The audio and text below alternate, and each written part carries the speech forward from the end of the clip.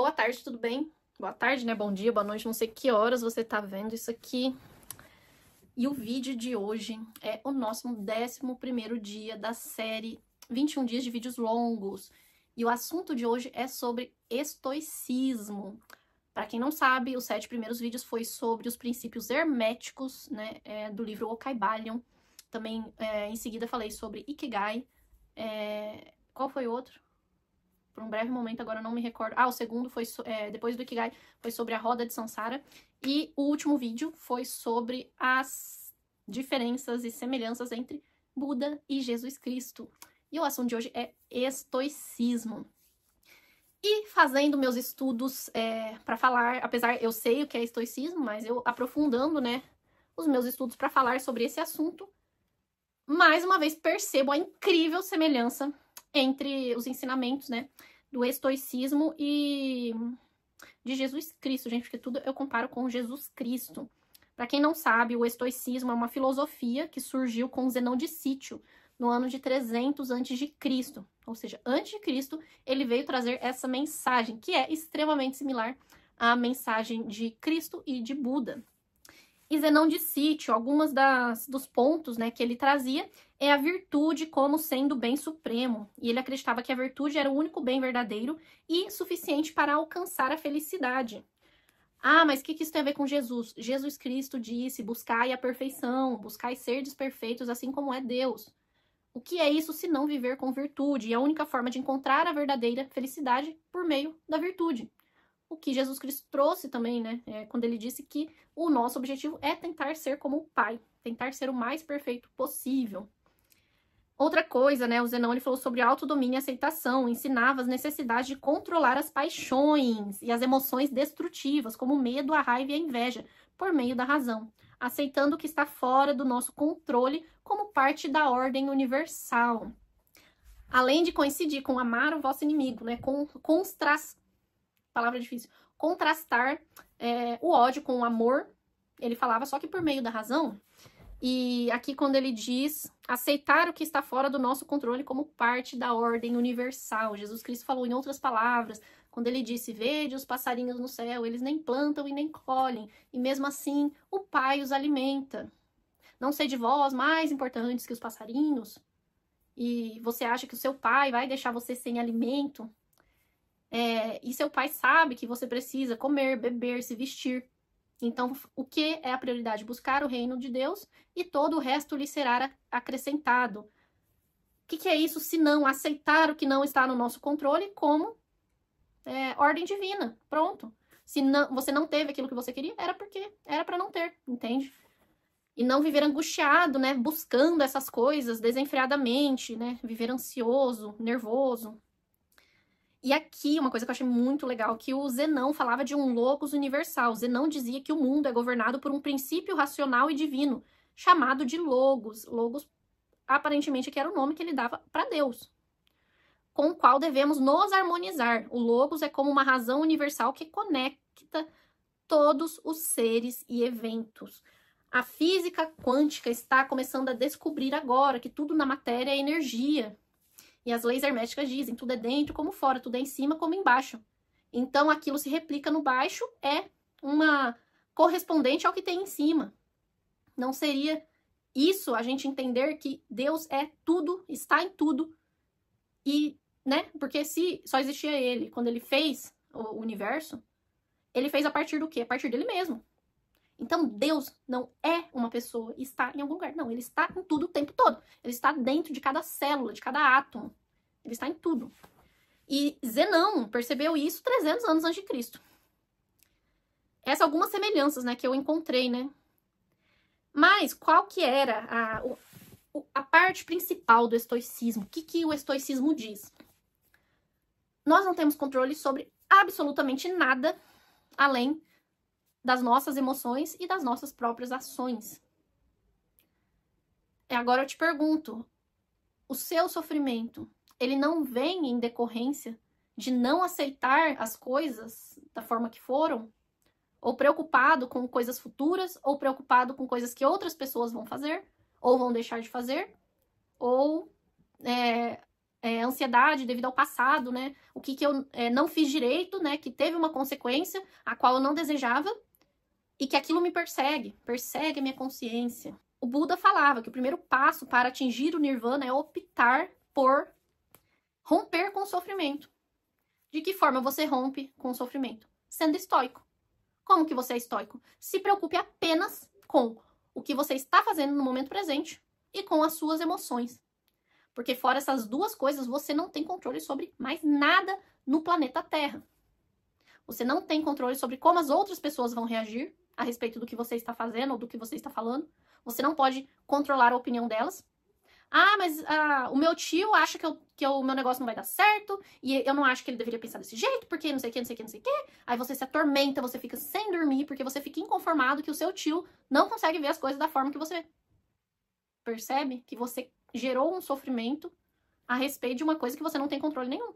Você não tem controle nenhum sobre o que a outra pessoa vai achar, e você pode ficar lá gastando a sua energia, gastando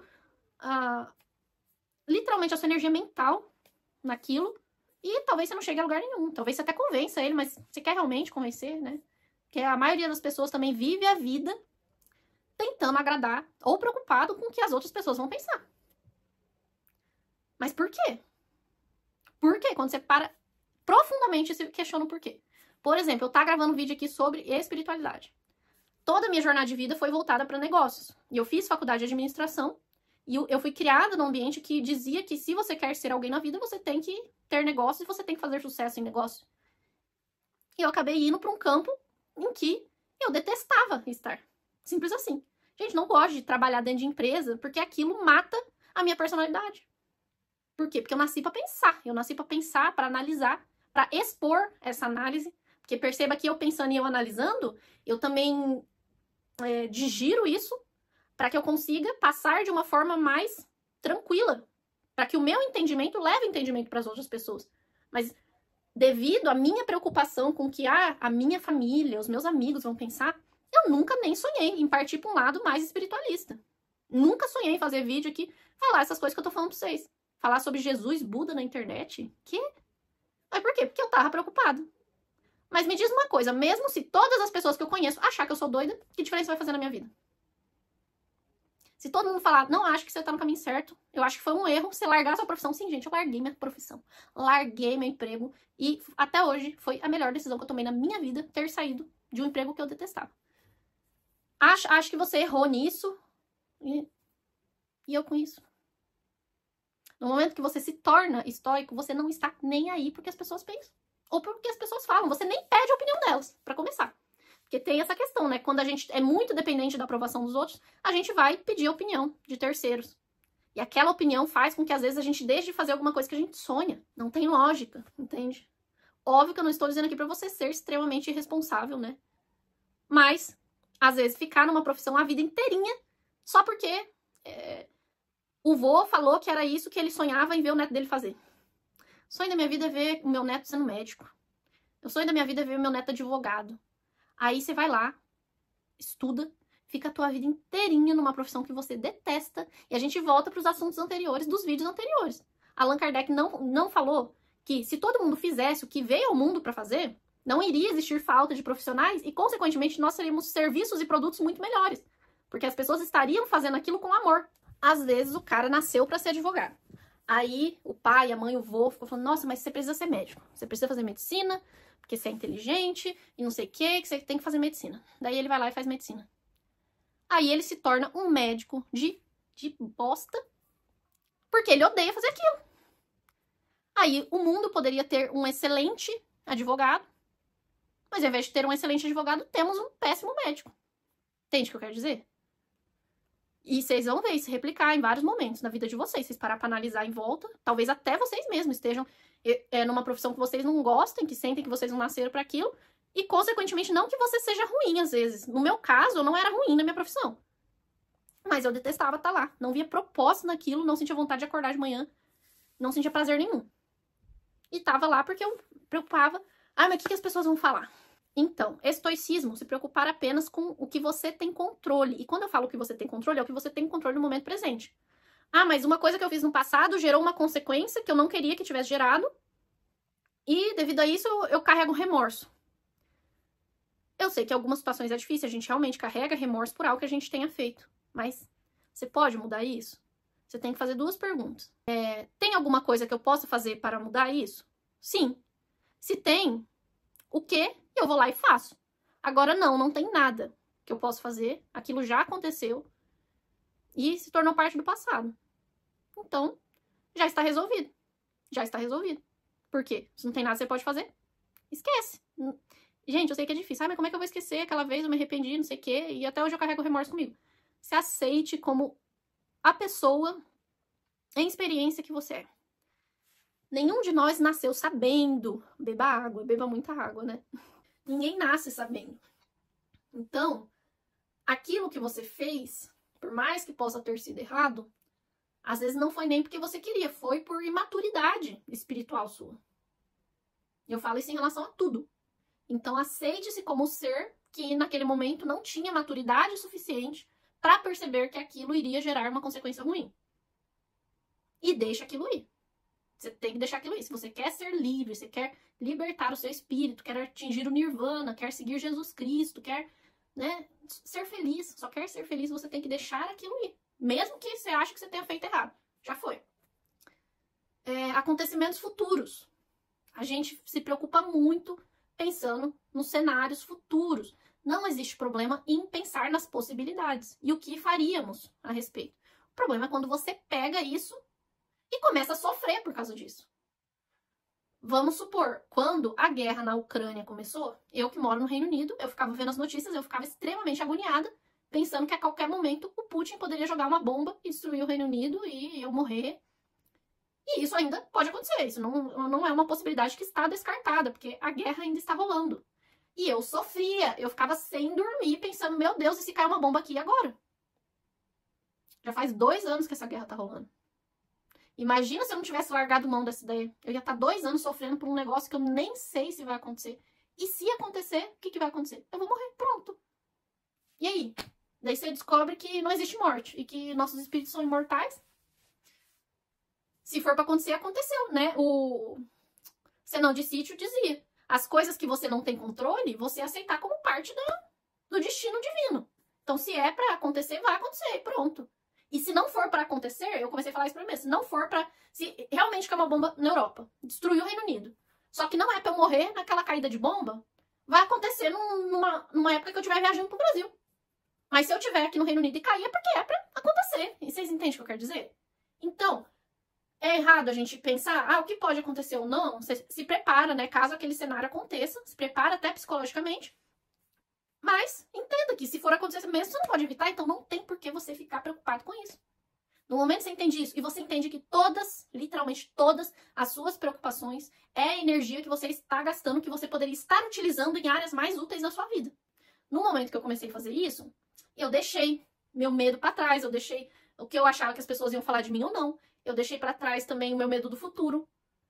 Eu percebi que eu gastava muita energia psicológica e mental nessas coisas. E no momento que eu deixei tudo isso de lado, eu comecei a ter tempo para pensar em outras coisas. Vocês entendem? Aquilo meio que te suga. E no momento que você larga aquele fardo, é igual, literalmente, você tá carregando um saco de areia nas costas, ou de 40 quilos. Aí você largou aquilo, você fica leve. É bizarro. É uma leveza psicológica. E daí você fica leve mentalmente e, consequentemente, você consegue investir esse poder mental, esse tempo mental, em outras áreas da sua vida que vão te levar realmente para onde você quer ir. Que é o que tá acontecendo comigo hoje. Em vez de eu ficar preocupada se vai cair bomba, se não vai, eu tô lendo livros. Tô lendo aqui, ó, Meditações de Marco Aurélio. Marco Aurélio é muito conhecido pelo estoicismo. Ele é um dos sábios estoicos. E aqui nesse livro Meditações de Marco Aurélio você vai entender perfeitamente tudo que eu tô falando, né? E o último exemplo que eu gostaria de dar, que eu acho muito legal, é do Epicteto. Epicteto ficou muito famoso também, era um sábio estoico, porque dizem que ele era um escravo em Roma. E teve um momento em que o senhor dele, né, o patrão, o dono dele, estava torcendo a perna dele. O porquê ele estava, né, torturando o Epicteto, eu não sei. Mas ele estava fazendo essa tortura com o Epicteto. E Epicteto olhou para ele e falou: se você continuar, você vai quebrar minha perna. e se manteve assim totalmente pleno e pacífico.